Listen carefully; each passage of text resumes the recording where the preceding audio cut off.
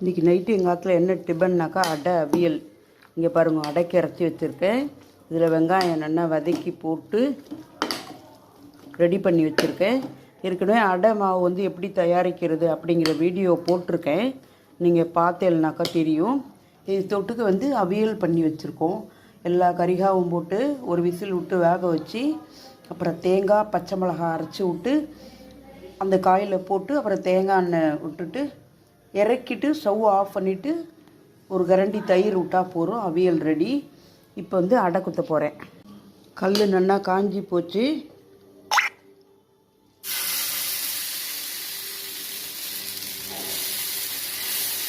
ஒரு 1.5 கரண்டி மாவு எடுத்து விட்டு நல்லா மெல்லிசாக அப்படி பண்ணணும். மெல்லிசாக கொடுத்துட்டு நடுவில் ஒரே ஒரு சின்ன ரவுண்டு, அப்போ தான் நல்லா வேகும். அப்புறம் எண்ணெய் எடுத்து விடணும்.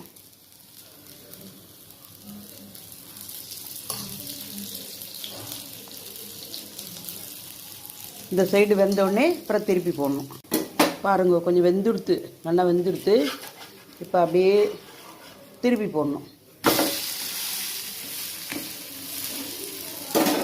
திருப்பி போட்டு மறுபடியும் 2 பக்கமும் எண்ணெய் விடணும். அவ்வளோதான். நடுவில் ஒரு ஸ்பூன் எண்ணெய் விடணும். நல்லா வெந்த உடனே சூடான அடை ரெடி.